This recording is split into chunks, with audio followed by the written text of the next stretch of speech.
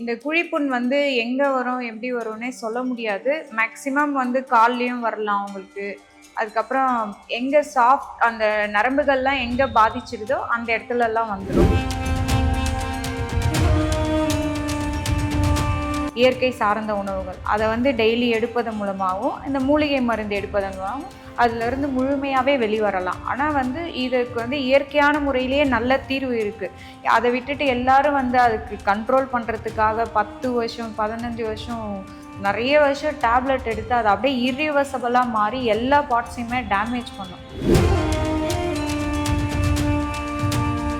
So weakness ஆகுறதால அங்கே புண் மாதிரி ஏதாவது சின்ன அரிப்பு மாதிரி ஏற்பட்டு அப்படியே புண்ணு மாதிரி வரும் சிலருக்கு. சிலர் எங்கேயாவது கால் இடிச்சிட்டாங்கன்னோ அவங்களுக்கு அந்த உணர்ச்சி கூட இருக்காது சிலருக்கெல்லாம்.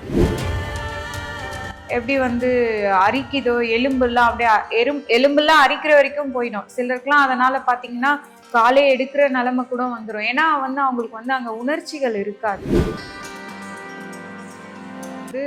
துவர்ப்பு தன்மை அதிகம். இது வந்து சுகரை கட்டுப்படுத்தும். எப்படி வந்து வாழைப்பூ 10 நாளைக்கு ஒரு முறை சாப்பிட சொல்கிறோமோ, பாகற்காயை 10 நாளைக்கு ஒரு தடவை சாப்பிட சொல்கிறோமோ, அந்த மாதிரி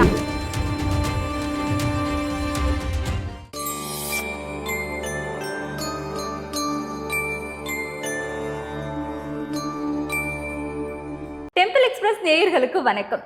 சித்த மருத்துவம் சம்பந்தமான நிறைய தகவல்களை நம்மளுடைய சேனல்ல பார்த்து நிறைய பேர் பயனடைஞ்சுக்கிட்டு இருக்கோம். அந்த வகையில மேலும் பல தகவல்கள் இது சம்பந்தமா கிடைச்சா நல்லா இருக்கும்ல. அதுக்காகவே இன்னைக்கு நம்ம கூட பாரம்பரிய சித்த மருத்துவர் சந்தியா பாலகிருஷ்ணன் அவர்கள் நம்ம கூட இருக்காங்க. நிறைய தகவல்கள் நமக்காக சொல்ல காத்துட்டு இருக்காங்க. வணக்கம் மேம். வணக்கம். எப்படி இருக்கீங்க? நல்லா இருக்கேன். சர்க்கரை நோய் பத்தி சித்த மருத்துவத்துல என்னென்ன விஷயங்களா இருக்குங்கிறதெல்லாம் முன்னாடி நீங்க நிறைய பதிவுகள் கொடுத்துருக்கீங்க. ஆனாலுமே வந்து அதன் மூலியமா ஏற்படக்கூடிய புண்கள், சர்க்கரை நோய் ஏற்பட்டுச்சு அப்படின்னா நிறைய விதமான பிரச்சனைகள் ஏற்படுதுன்னு சொல்லி ஒருத்தவங்களும் சொல்லும் பொழுது கேள்விப்படும் போதெல்லாம் ரொம்ப சங்கடமா இருக்கும். அது எல்லாத்தையுமே சர்க்கரை நோய் இதனால் ஏற்படக்கூடிய இந்த புண்களை அறுவை சிகிச்சை முறையில தான் போய் சரி பண்றோங்கிறதும் சிலர் சொல்றாங்க. அதை அறுவை சிகிச்சை இல்லாமலே சரி பண்ணிட முடியுமா? சுகருன்னு ஃபஸ்ட்டு வருது ஐடென்டிஃபை பண்ணுறாங்கன்னா அதுக்கான இயற்கையான முறையிலேயே வந்து அது சரி பண்ண பார்த்துடணும். அதை விட்டுட்டு கண்டினியூவாக டேப்லெட்ஸ்லாம் எடுப்பாங்க. அது என்ன ஆகும்னா கிட்னியும் அஃபெக்ட் ஆகும். அது மட்டும் இல்லாமல் அங்கே எல்லாம் கிட்னி அதுக்கப்புறம் வந்து நர்வ் சிஸ்டம் எல்லாமே ரொம்ப சாஃப்டாக இருக்கும். ஸோ அது நர்வ் சிஸ்டம்ஸ்க்கு போதுமான ஆக்சிஜன் சப்ளை இல்லைன்னா அந்த இடம் வந்து வீக்னஸ் ஆகிடும். ஸோ வீக்னஸ் ஆகுறதால அங்கே புண் மாதிரி ஏதாவது சின்ன அரிப்பு மாதிரி ஏற்பட்டு அப்படியே புண்ணு மாதிரி வரும் சிலருக்கு. சிலர் எங்கேயாவது கால் இடிச்சிட்டாங்கன்னோ அவங்களுக்கு அந்த உணர்ச்சி கூட இருக்காது சிலருக்கெல்லாம். இடிச்சிட்டாங்கனாலும் அப்படியே புண்ணாயிடும். இதனாலலாம் கால்லாம் எடுக்கிற லெவலுக்குலாம் போகும் சிலருக்கு. ஸோ அது ஃபஸ்ட்டு ஐடென்டிஃபை பண்ணிட்டாங்கன்னா எப்படி இது இயற்கையான முறையில் சரி பண்ணுறது தான் பார்க்கணுமே தவிர ஃபுல்லாக வந்து கால் எடுக்கிறது அந்த மாதிரிலாம் பண்ணக்கூடாது.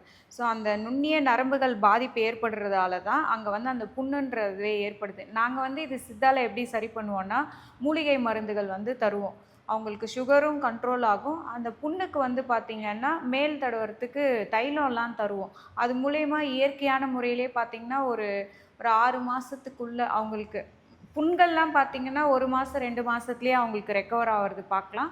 சுகர் முழுமையாக வெளியேறணும்னு பார்த்திங்கன்னா நாங்கள் சொல்கிற சில காய்கறி உணவுகள்லாம் சொல்லுவோம். இயற்கை சார்ந்த உணவுகள். அதை வந்து டெய்லி எடுப்பதன் மூலமாகவும் இந்த மூலிகை மருந்து எடுப்பதன் மூலமாகவும் அதிலிருந்து முழுமையாகவே வெளிவரலாம். ஆனால் வந்து இதுக்கு வந்து இயற்கையான முறையிலேயே நல்ல தீர்வு இருக்குது. அதை விட்டுட்டு எல்லாரும் வந்து அதுக்கு கண்ட்ரோல் பண்ணுறதுக்காக 10 வருஷம் 15 வருஷம் நிறைய வருஷம் டேப்லெட் எடுத்து அது அப்படியே இர்ரிவர்சபிளாக மாறி எல்லா பார்ட்ஸையுமே டேமேஜ் பண்ணும். ஸோ அதை வந்து தவிர்த்துட்டு இயற்கையான முறையில் இயற்கை சார்ந்த உணவுகள் எடுத்து சரி பண்ணலாம்.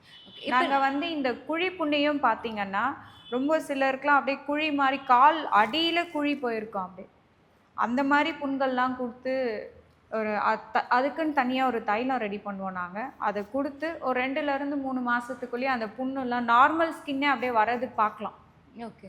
இப்போ நிறைய இடங்கள்ல நாங்களே பார்க்க முடியுது. நிறைய ஏதோ இலைதழைகளெல்லாம் அரைச்சி காலில் பூசிக்கிறது, இல்லை எண்ணெய் நார்மலாக இருக்கிற எண்ணெயெல்லாம் தடவுறது எல்லாமே பார்க்குறோம். ஸோ இந்த மாதிரி அவங்களா ஏதாவது ஒரு விஷயங்களை பார்த்து ரெமிடியாக போடும்பொழுது எந்த மாதிரியான விளைவுகள் அது ஏற்படுத்தும்? எதை போடுறது சரியானது? சிலர்லாம் பார்த்தீங்கன்னா சில இழைத்தழைகள்லாம் கட்டுவாங்க. ஏன்னா சிலதெல்லாம் வந்து பாய்சனஸாக இருக்கும், ரொம்ப கொடிய விஷத்தன்மையாகவும் இருக்கும். சிலர் வந்து யூடியூப்பில் பார்த்துட்டு முறையான மருத்துவரோட ஆலோசனை இல்லாமல் பார்த்துட்டு அப்படியே கட்டுவாங்க. அதனால என்ன ஆகும்னா அந்த இடத்துல இருக்க அந்த நரம்பு மண்டலம் தான் பாதிப்பாய் திருப்பி அந்த புண்ணோட வீரியம் தான் அதிகமாகுமே தவிர அது குறையாது. அது மட்டும் இல்லாமல் அங்கே உணர்ச்சியே இருக்காது ஃபஸ்ட்டு அவங்களுக்கு. ஸோ இது வரைக்கும் கால்லாம் எடுக்கிற லெவல்லாம் போயிடும். ஸோ அதனால ஒரு முறையான ஒரு மருத்துவரோட ஆலோசனை இல்லாமல் அவங்கள எடுக்க வேணான்னு சொல்கிறோம். ஒரு மருத்துவரோட ஆலோசனைப்படி எது பண்ணாலும் அது கரெக்டாக இருக்கும். சுகர்ல மேஜரான ஒரு விஷயம்னு பார்த்தோம்னா குழிப்புண் தான். இந்த குழிப்புண் வந்து எங்கே வரும் எப்படி வரும்னே சொல்ல முடியாது. மேக்சிமம் வந்து கால்லையும் வரலாம் அவங்களுக்கு. அதுக்கப்புறம் எங்கே அந்த நரம்புகள்லாம் எங்கே பாதிச்சிருதோ அந்த இடத்துலலாம் வந்துடும். அது வந்து அப்படியே குழி மாதிரி போயிட்டே இருக்கும் உள்ள. எப்படி வந்து அரிக்குதோ எலும்புலாம் அப்படியே எலும்புலாம் அரிக்கிற வரைக்கும் போயிடும். சிலருக்குலாம் அதனால பார்த்தீங்கன்னா காலே எடுக்கிற நிலைமை கூட வந்துடும். ஏன்னா வந்து அவங்களுக்கு வந்து அங்கே உணர்ச்சிகள் இருக்காது.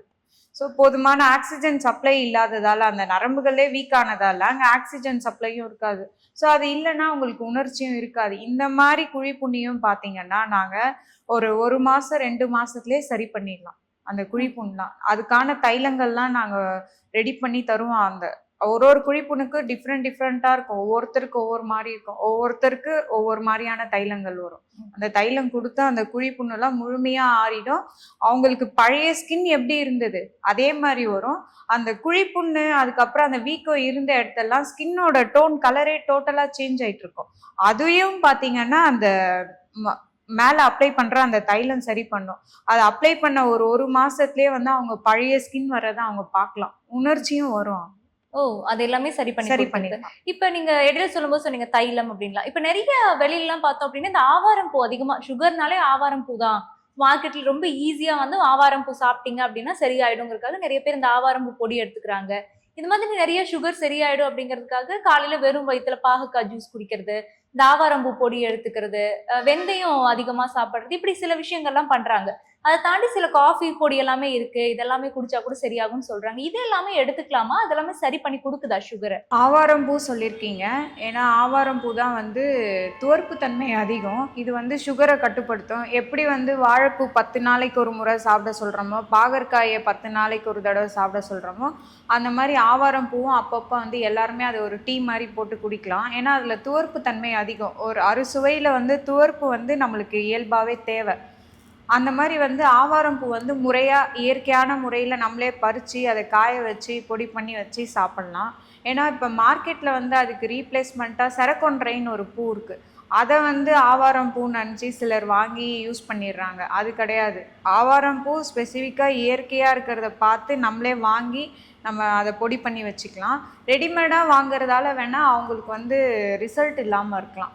ஓகே. ஸோ இந்த மாதிரி வேரியேஷன்ஸ் வரும். ஸோ அதை கொஞ்சம் பார்த்து வாங்கணும் நம்ம தான். இல்லைன்னா டேரெக்டாக நம்மளே எங்கேயாவது கிடைக்கிற இடத்துல போய் பறிச்சுட்டு வந்து நம்மளே எடுத்து யூஸ் பண்ணிக்கலாம். அதுக்காக வந்து நாங்களும் வந்து இது ஆவாரம் பூ பொடியெலாம் கூட தரோம். நீங்கள் கன்சல்ட்டிங் வந்தீங்கன்னா அப்போ இதெல்லாம் வந்து கொடுப்போம். நாங்களும் சுகருக்காக அந்த மெடிசன்ஸ் தரும்போது இந்த ஆவாரம் பூ பவுடரும் தருவோம். சர்க்கரை நோயால் இன்னைக்கு நிறைய பேர் வந்து பாதிப்படைஞ்சுக்கிட்டு இருக்காங்க அப்படின்னு தான் சொல்லணும். அதுலேயும் குறிப்பாக நிறைய பேர் அறுவை சிகிச்சை வரைக்கும் தள்ளப்படுறாங்கும் போது அது முற்றிலுமாக தேவையே கிடையாது. சர்ஜரி எதுவுமே இல்லாமல் சர்க்கரை நோயையும் குணப்படுத்தி பழையபடி நல்லா ஆக்டிவாக எல்லாராலும் இருக்க முடியும் அப்படிங்கிற மாதிரி நிறைய விஷயங்கள் எங்ககிட்ட இன்னைக்கு நீங்கள் பகிர்ந்துருக்கீங்க. இது எல்லாருக்குமே நிச்சயம் பயனுள்ளதாக அமைஞ்சிருக்கும். நன்றி. நன்றி.